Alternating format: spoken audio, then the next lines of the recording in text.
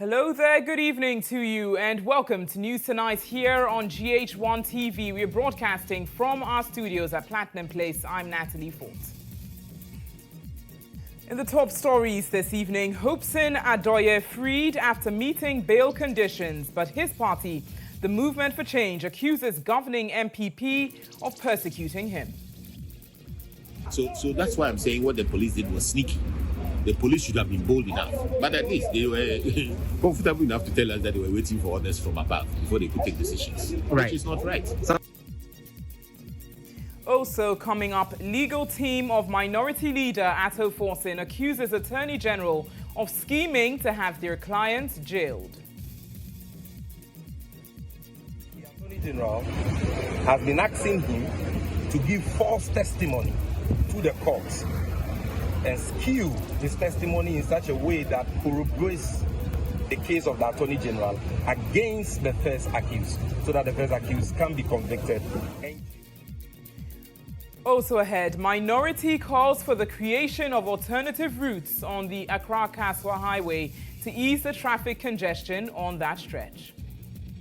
Between Kasoa and Winneba, you can spend as long as 5 hours, and it is becoming a nuisance to passengers.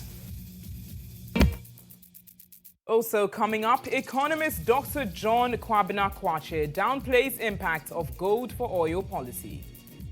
Otherwise, I don't even see why government should get involved in the purchase of oil and all that. It should normally be left to, commercial, companies and all that. But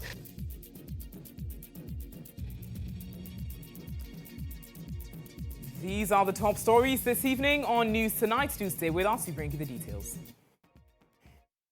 You're watching News Tonight here on GHOne TV, live online on Facebook and X at GHOne TV. Let's get started this evening. The legal team of the Minority Leader is accusing the Attorney General, Godfred Dame, of deliberately scheming to jail the Minority Leader, Dr. Ato Forson, at all costs. According to Sammy Gyamfi, this emerged during the cross-examination of the third accused person, Jakpa, during the continuation of the ambulance case today. Speaking to the media moments after today's court proceedings, Mr. Gyamfi disclosed the overtures being made by the Attorney General and the calls to the third accused person at odd hours, all in an attempt to get incriminating testimony against the Minority Leader. We've always maintained, as far as this matter is concerned, that we don't believe that the Akufo-Addo Bawumia MPP government is up to ensure that justice is done in this matter, and that this is a clear case of persecution and not prosecution. And we have times without number explained why we think that Honorable Ato Forson is innocent and that this whole case is needless. Now, the matter has been before the courts. Various witnesses have been called. The Minority Leader himself has opened his case and closed his case. Currently, the third accused is being cross-examined by lawyers for the Minority Leader, who is the first accused. And today, cross-examination was done by our own Director Legal, Edwige Tamaku. So we're all in court to monitor the proceedings. But we were shocked to the marrow when the third accused, under cross-examination, disclosed to the courts that the Honorable Attorney General has been reaching out to him, calling him over the phone, that he has met with him in person, and that the Attorney General has been asking him to give false testimony to the courts and skew his testimony in such a way that corroborates the case of the Attorney General against the first accused, so that the first accused can be convicted and jailed. He said this in open court and asked that it should be put on record. Well, meanwhile, the Office of the Attorney General and Ministry of Justice has denied allegations that it has sought the cooperation of businessman Richard Jakpa, the third accused person in the ongoing trial, to secure the conviction of former Deputy Minister Dr. Ato Forson. In a statement issued and signed by the Deputy Attorney General Alfred Yeboah, a while ago, the Attorney General's office said the Republic has never required or desired the cooperation of any of the accused persons in the matter, in which it has already succeeded in establishing a prima facie case against all the accused persons. Richard Jakpa, while undergoing cross-examination on Thursday, May 23, accused the Attorney General of approaching him at odd hours with the view to obtaining evidence from him to secure Ato Forson's conviction. And that's the statement that you see on your screen, signed by Alfred Yeboah. That's the Deputy Attorney General and Minister for Justice. Now to read through a few key sections of the statement. It reads, the Republic has throughout the trial relied solely on the record of the impunged transaction. That's the purchase of ordinary vans purporting to be ambulances to sustain its case against the accused persons. It further reads that this record existed before January 2022. And in this case, that's when the case commenced and was duly filed in court by the prosecution before the commencement of the trial. It further reads that it is rather the third accused who, by various letters dated April 27, 16th May 30th, 2023, and June 12, 2023, proposed to the Republic through the Attorney General to engage in plea bargaining or plea negotiations. This plea bargaining proposal has to date not been accepted by the Attorney General. Now let's move towards the concluding sections of the statement. It reads, the Attorney General has video evidence of the first accused person, KCL Ato Forson, coming to meet him to plead with him to discontinue the prosecution. This the Attorney General has refused to do. And it rounds up by stating that the public is entreated to disregard these allegations. The Attorney General remains focused on a zealous prosecution of this case. We'll certainly bring you more on this. We are reaching the Deputy Attorney General. We are making efforts to reach him. And as soon as we do, we will engage him to get further details on this developing story. But let's turn to some other news this evening. The minority in Parliament has charged the government to immediately ensure the creation of diversions on the Kasoa-Winneba Road to curb the never-ending gridlock on the stretch. Commuters have been enduring unending hours of gridlock, especially when it rains on the Accra-Kasoa Cape Coast Road. Addressing the media in Parliament, the minority leader, Dr. KCL Ato Forson, called on the government to immediately curb this problem. Between Kasoa and Winneba, you can spend as long as 5 hours. And it is becoming a nuisance to passengers, to the extent that sometimes you have to burn fuel unnecessary sitting on the traffic. Our concern is not the project. Our concern has to do with the adequacy of measures that should be put in place for pedestrians and passengers to be able to access the road. And that is why the ranking member is saying that we are worried, because on a normal day, you don't expect someone to complete a 33-kilometer road within a period of 5 hours. It is becoming more of a nuisance than what it is. So we are calling on the minister responsible for roads and highways to adequately provide diversions so that ordinary Ghanaian will be able to access the corridor easily, because it's costing all of us enough time and a lot more money, and it should be done immediately. Well, meanwhile, the ranking member for the Committee on Roads and Transport, GHOne, who also noted that the gridlock on the Accra-Kasoa Cape Coast Road is largely because of some construction works on that stretch as a result of dualization of the road, asked for measures to be rolled out to reduce the inconvenience on commuters. Basically, the Winneba Junction Kasoa Road is a very good project. The project is a dual carriage, and that will seek to, alleviate the problems of trafficking and what they call the traffic on that stretch. But unfortunately, it is becoming something else. So much of confusion and so much of toil and so much of worry for users, the pedestrian users. And we think that we need to bring the government's attention to this. Because of the fact that it's not properly done and it's haphazardly done, we don't have any detour, any diversion to allow people that comfort.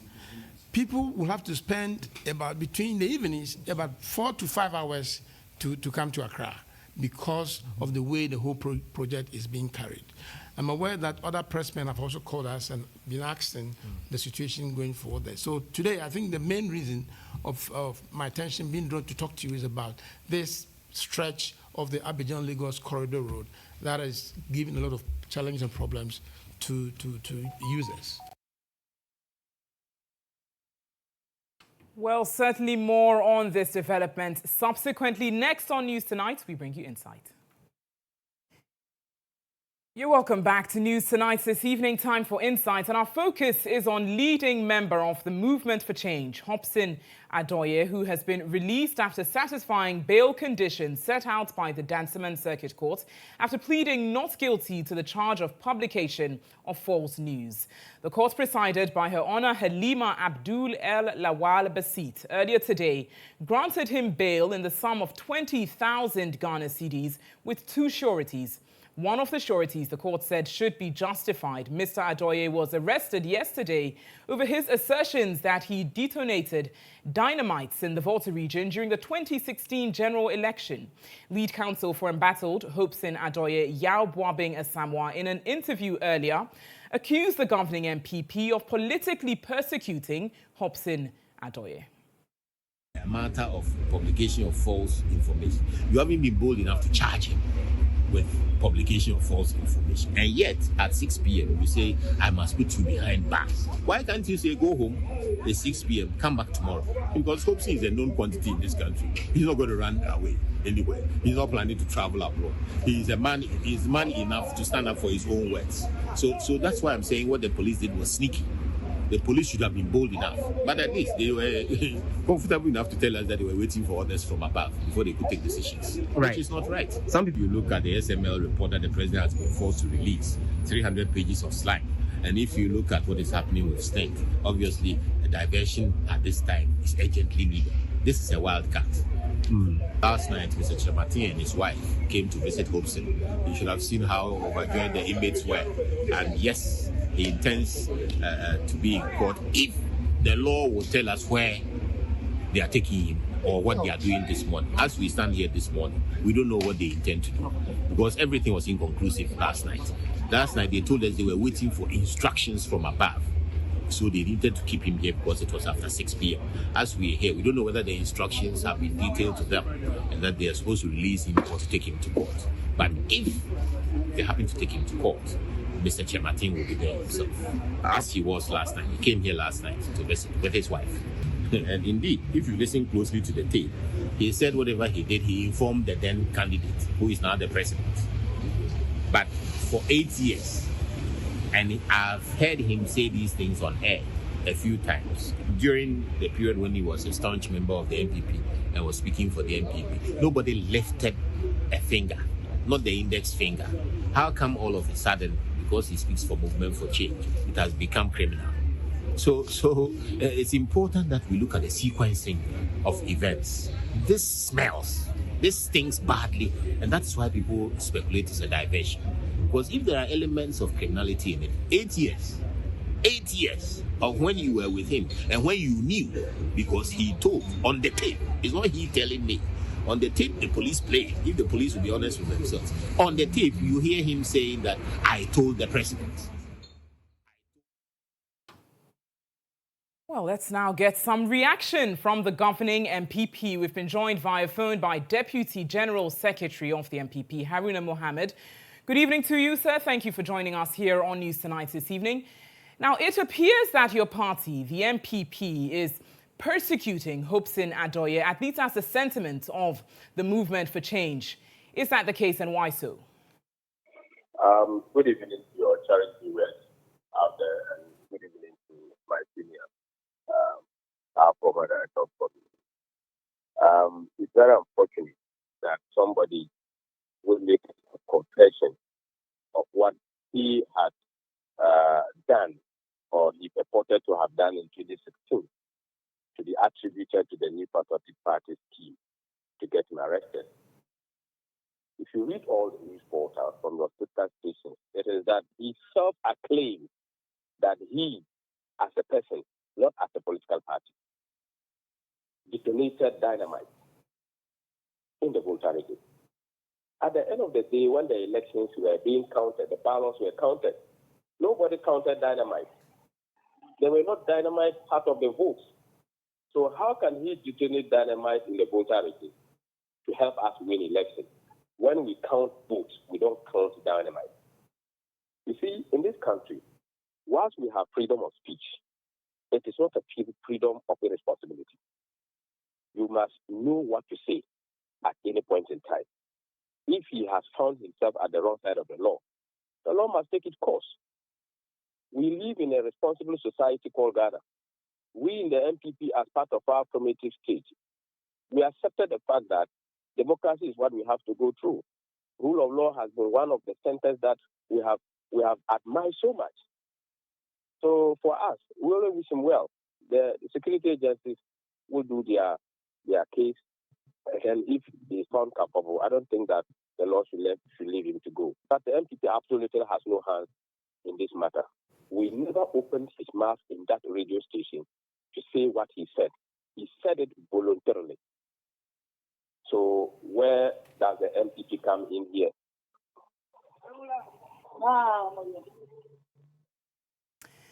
Very well. Now, we've also got, in spite of what you've just shared, the Movement for Change is still maintaining the fact that this is sort of a diversion of attention somewhat as per the actual issues on the ground, and that it still is politically motivated. I come again. For Change maintains the fact that this is somewhat politically motivated. I mean, we've got Hopeson having made previous comments on the fact that if the MPP communicators do not desist from tarnishing his image, he himself can single-handedly bring down the party. So the Movement for Change maintains the fact that somewhat this action is politically motivated. You see, the Movement for Change is seeking to get attention of the New Patriotic Party. We have since moved on, just as they have moved on from the New Patriotic Party. We don't want to have any engagements with them. Our engagement is to the people of Ghana. We are seeking for a social contract with the good people of Ghana. We are not seeking to go and destroy the peace of this country. If they have decided to go on that tangent, that a member of them will go and make a statement that will endanger the life and the citizens of this country, the police must do their investigation. We don't want to have anything to do with this, what they are doing. Look, we have a flag bearer who is very honest, who is very respectful, who is well trained, and we must not engage ourselves in any of these things that will mar the elections of this country. So we are not going to have that debate with them. Hopeson Adorye is a member of the Movement for Change. He went and made a statement by himself. They did not point gun to him. He made the statement willingly, and he has to go by the statement that he made. So it is something that I don't even know the word. I want to choose my words very carefully, because if what Ato will tell you that the MPP is behind that, did we ask him to make the statement he made? He made his own statement. Dr. Bawumia has he's been focused. He's in the 5 northern regions. He was visiting the 5 northern regions within the period that he made those statements. He was outlining his vision, telling the people what he has done, the 36 policies that he has introduced as an assistant to His Excellency, the President of the Republic, what he will do when he gets the nod. Somebody goes to talk about killing people, detonating dynamite, then that one should be associated with us. Remember, Haruna, give me a moment, please. Your point has been clearly made. The Movement for Change is saying that this is somewhat of a diversion tactic by the MPP from the SML-GRA deal currently ongoing. How about that? What's your reaction to that? That's what I don't even want to give credit to that. I don't even want to give it mileage, because I don't need to give it fertilizer at all. Why can you say that we want to do diversion? Your member went and made a reckless statement that is going to endanger the peace of this country. Where does the MPP come in here to divert? Don't we have separation of powers? We have the judiciary, we have the legislature, and we have the executive. If the security is doing their job, is the MPP doing their job? The security is doing their job, and we did have the police momentarily say that they are waiting for orders from above. From where exactly above? Which orders? Do you have a tape to verify that they are waiting for orders from above? Does the police? Don't the police have orders? They don't take orders from the above, from their superiors. The highest officer in the police service is the IGP. Is it not from the above? So I don't even see where they are talking about. The General Secretary of the New Patriotic Party doesn't work with the police service. He doesn't work with any security agency. Our national chairman, Stephen Tim, is not a member of any security body. Myself, I am not. So who? We are not going to engage ourselves in this. They should carry their own cross because they have recruited somebody who will speak recklessly and then get himself into trouble. They should handle their trouble and leave the MPP out of this particular equation. Haruna Mohammed, thank you for your time this evening. An MPP of the Deputy General Secretary, that is, of the governing MPP. Now, what exactly did Hopeson Adorye actually say that has gotten him into this much trouble? Let's listen to him on Accra FM on 2nd May 2024. Hopeson. Okay.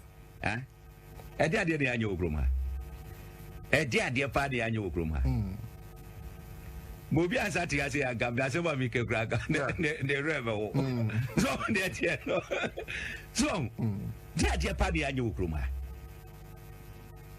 me de to me ho so me nko awo Okay. ana me say yenko control voter region border no so Okay. because it was evident say na like obedru krobi to say obi dan ne mpoma ewo Togo ne pono ewo Ghana. And automatically no. Or more watch the way na no much me beto abane bi. Yeah. I took it upon myself. Na me confirm rant here by 5 for voter region. Na me bomb one me more take oath. Okay. Say or more voter region executives na manie. Ye be ye do many na wi. The 4th time I me kwanza me boku kwado abane. No way you joined that. My ye do na wi. I see who 3 days to election, you got to dynamite control because of in some make a draw. They feel more two moto go. Election, the Omudeka goes on and go Kongwan and Amo, who be a Janicocrum. To say 2016 to dynamite. As a voters. That's right.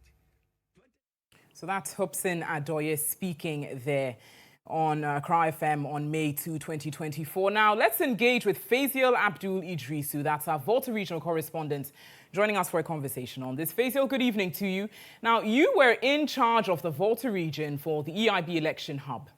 Were you aware of dynamite explosions in that region in 2016 or in 2020?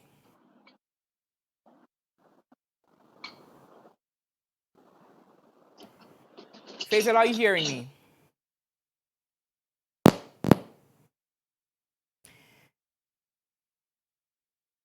Now, Faisal, I'm asking, in the Volta region, you were in charge of the EIB election hub in the year 2016-2020. Were you aware of any dynamite explosions in your region?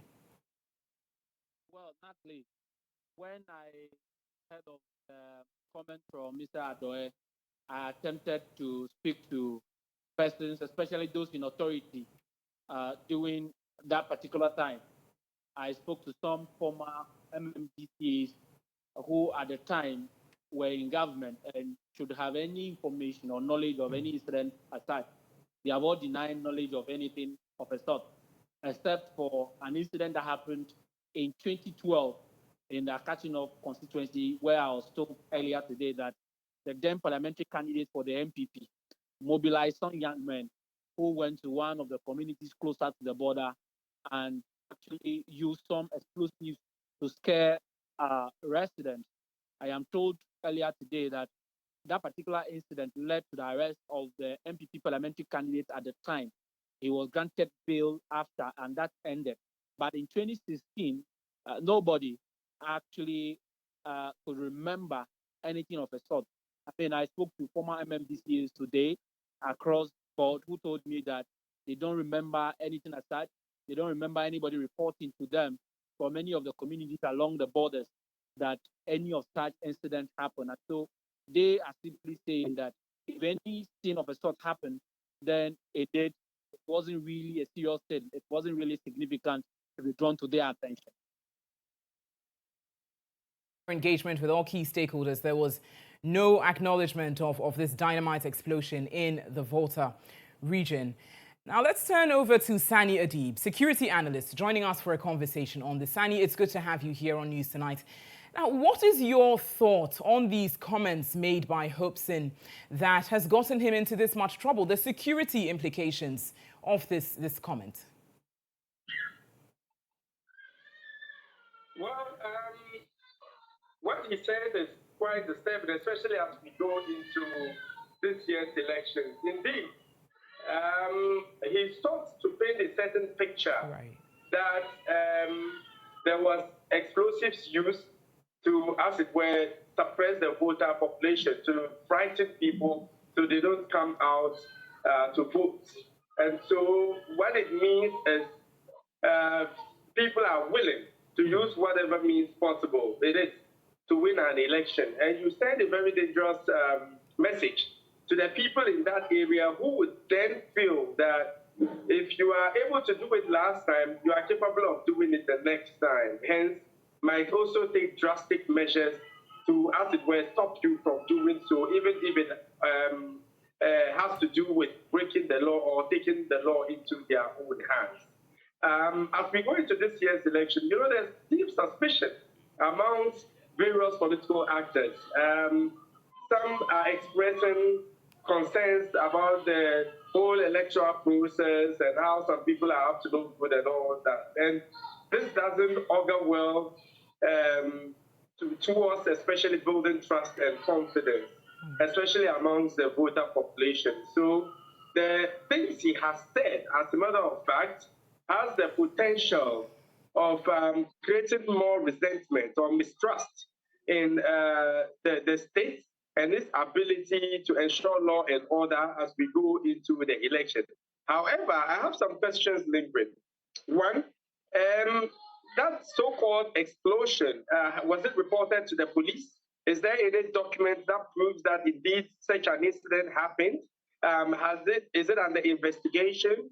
Was anyone impacted? What was the extent of damage? We need to know, and I'm sure it's only Hopeson Adorye who would have those answers to the questions. Absolutely. So that being said, you'd say it's somewhat a loose statement that he made, yes? Now, we had our correspondents mention the fact that from engagements with key members within that region, nothing of such was reported to have actually happened.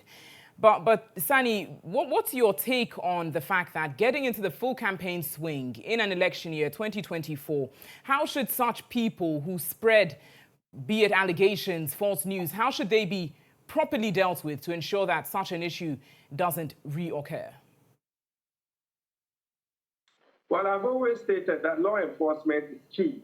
And there's always been a reason for some people to think that if you perpetrate a crime and it's politically motivated, it is no crime.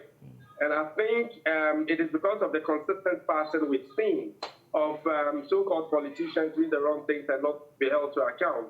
As a result, I see this arrest as an important step towards building confidence, especially in the Ghana Police Service. I mean, I'm one of the most vociferous persons so far as ensuring that lawbreakers or oblivion of their stature in society are dealt with rigorously and vigorously. So this would send a clear message to those politicians who feel invincible, who feel they can just say anything and get away with it. Because lately, the kind of incendiary statements we're seeing play out on TV and radio and even on social media is very distressing. And as someone who has worked in election matters, related matters in other countries, especially pre-Ivory Coast in 2010 and pre-Kenya in 2007. Some of these things happened in those countries. And I've worked also towards developing early warning mechanisms. And when you juxtapose our current situation so far as intemperate language used on air is concerned, to what happened in Kenya and Ivory Coast prior to their elections that degenerated into violence, you would realize that we have every reason to be concerned. I mean, this is scientific, all right? This is devoid of emotion. So surely we have to be concerned about some of these statements. That is why it is imperative that the Ghana Police Service is up to the task. They do their work professionally, as fairly and as rigorously as possible, so as to serve a deterrent to others. Sammy Gyamfi, thank you for joining this evening on News Tonight. Security analyst joining us there for a conversation following the comments made by Hopeson Adorye of the Movement for Change on the use of dynamite explosions in the Volta region. Certainly more on that developing story in subsequent bulletins here on GHOne TV. That wraps up Insight. Let's turn to some other news this evening. Government has finally settled 4 months out of the over 23 months allowance owed nursing trainees. This follows a promise by the Vice President, Dr. Mahamudu Bawumia, to end their Alawa drought. He announced that 177 million cedis will be released for onward payments to clear arrears owed the trainee nurses by Thursday, May 16, 2024. A week after the announcement, government has honored its promise and has cleared 4 months of the amount owed trainees. In a viral video, some nurses were captured praising the vice president for honoring his promise.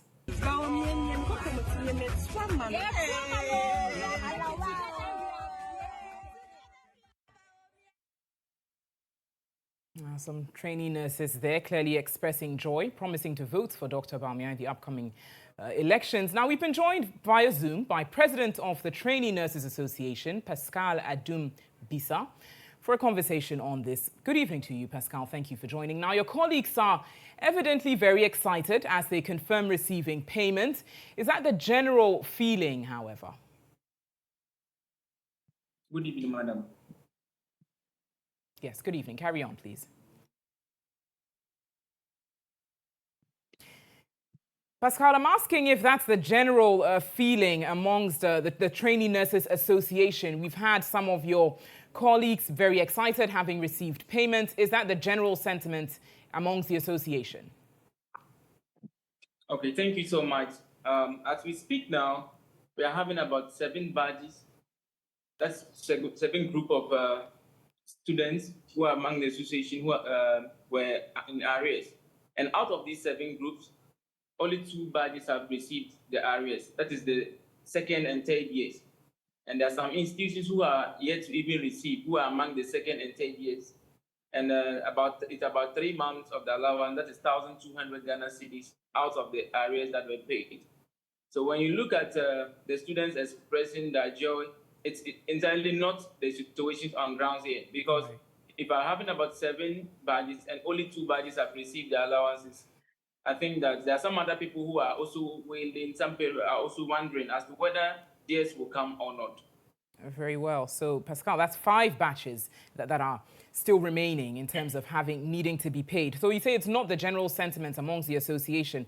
What has the engagement been concerning the payments, the final payments that ought to be made, the remaining payments that ought to be made? Pardon me? I'm asking what engagement or communication you've received concerning the remaining payments that ought to be made to the other batches.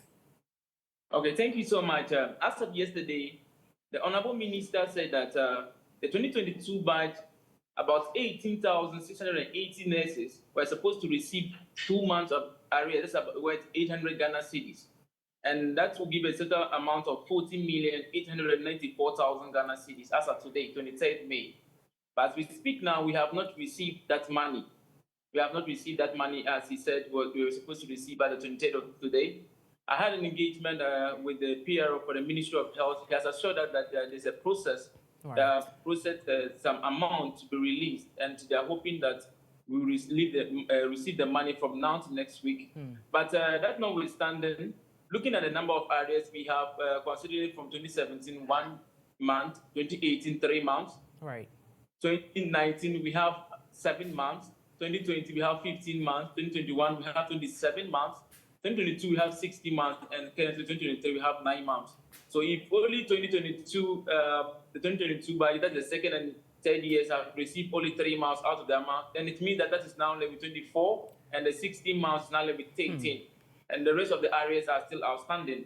So looking at it, it's not like we are not being appreciative of the matter, but we acknowledge the fact that there have been payments that is made to the second and third years. But looking at the situation on grounds and the areas, we are saying that government should do due diligence, because considering what has been paid, it's not even worth a quarter of the areas we have.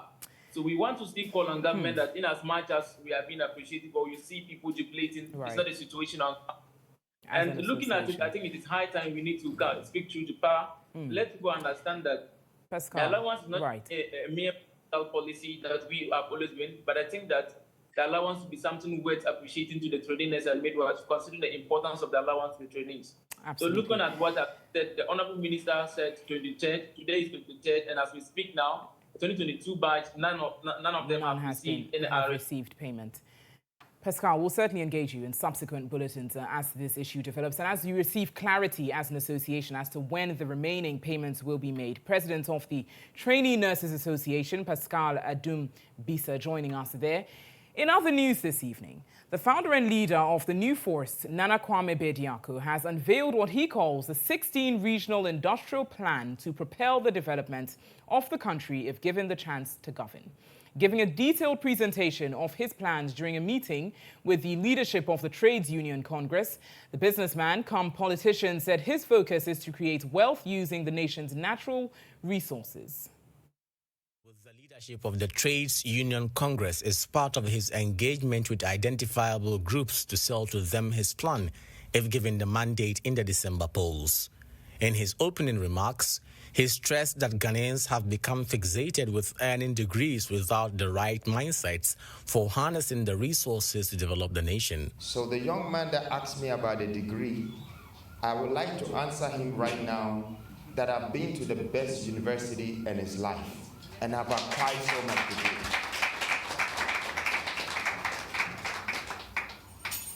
I have acquired most degrees. Today, I am ready. I am ready for a nation. I am ready for a country. And I'm even ready for a continent. And I'd like to use this moment to thank God for this great wisdom that He has bestowed upon me, this knowledge, this courage that is making me do what I do.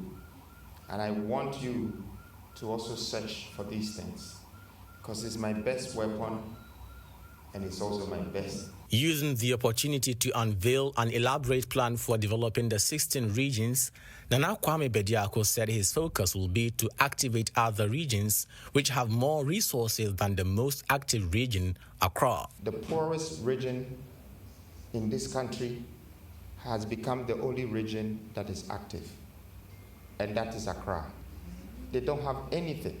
They don't have gold, they don't have oil, they don't even have a space to do a farming. Yes, but it's sad that it is the only one region that is active. All the 15 regions are non-active.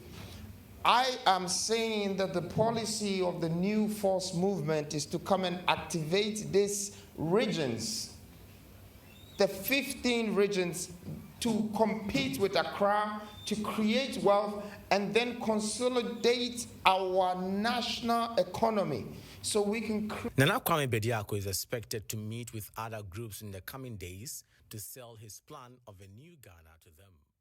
Well, certainly more on election 2024 here on your election hub in the days ahead. You're watching News Tonight. We've got business news next. In business this evening, government's infamous Gold for Oil program has come under scrutiny as the cedi continues its depreciation despite assurances by Vice President Dr. Mahamudu Bawumia 2 years ago.